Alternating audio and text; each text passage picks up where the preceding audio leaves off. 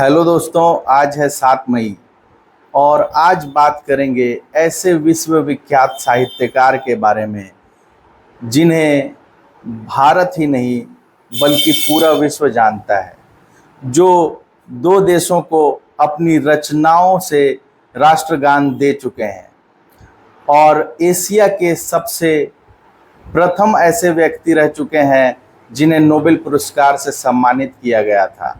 जी हाँ, आप समझ ही चुके होंगे, बात करेंगे रविंद्रनाथ टैगोर जी के बारे में, जिन्हें पश्चिम बंगाल में रविंद्रनाथ ठाकुर जी के नाम से जाना जाता है और अंग्रेजी में इन्हें रविंद्रनाथ टैगोर लोग बोलते थे। तो चलिए वीडियो के माध्यम से इनकी पूरी जीवनी, इनका साहित्य और इनका जीवन समझते हैं और इनकी लेख को विस्तार में आपके सामने रखते हैं। तो दोस्तों, रविंद्रनाथ ठाकुर जी का जन्म 7 मई 1861 को जोड़ा सांकू ठाकुरबाड़ी, बंगाल प्रेसिडेंसी में हुआ था। इनके पिताजी का नाम देवेंद्रनाथ टैगोर और माताजी का नाम शारदा देवी था। वे एक समृद्ध और संस्कृति रूप से जागरूक परिवार से थे और बचपन से ही साहित्य, संगीत और कला के वातावरण में पले बढ़े। उन्हें औपचारिक स्कूल शिक्षा में बहुत ही ज़्यादा रुचि थी, लेकिन उन्होंने घर पर अध्ययन करते हुए एक कम उम्र में लेखन शुरू कर दिया था। बताया जाता है कि उन्होंने 8 वर्ष की उम्र में ही कविता लिखनी शुरू कर दी थी और 16 वर्ष की उम्र में उनकी पहली लघु कथा प्रकाशित हुई।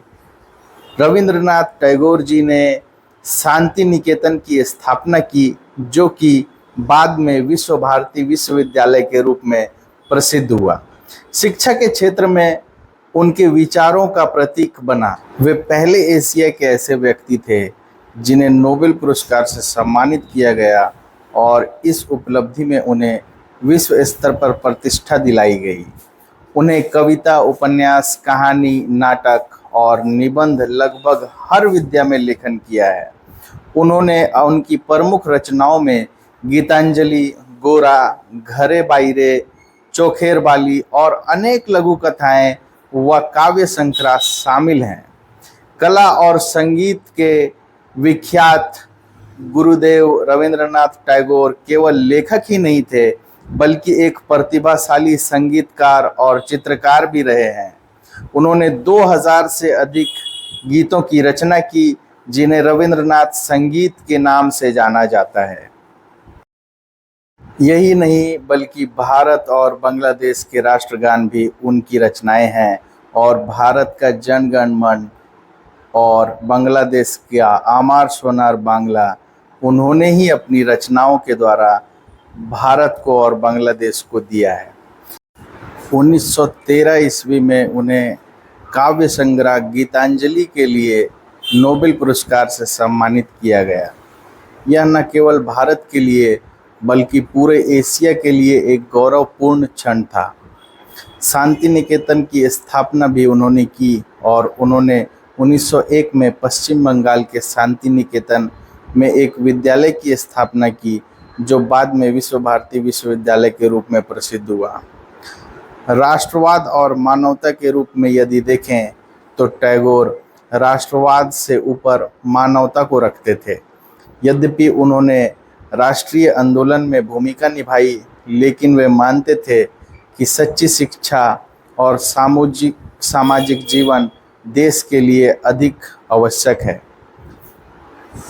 अपनी बहुमुखी प्रतिभा और दूरदर्शी सोच के साथ गुरुदेव रविंद्रनाथ ठाकुर जी ने 7 अगस्त 1941 को अंतिम सांस ली और उनका विचार, साहित्य आज भी हमें प्रेरित करता है।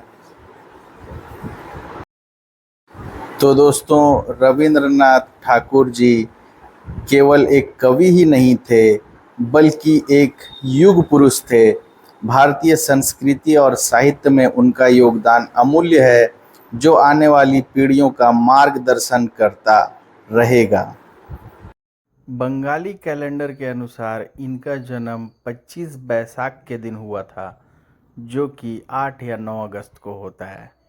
तो चलिए इस बार 9 अगस्त को हम लोग रविंद्रनाथ टैगोर जी का जन्मदिन मनाते हैं और इनकी कविताओं को याद करते हुए एक नोबेल पुरस्कारित व्यक्ति को सम्मान देते हैं।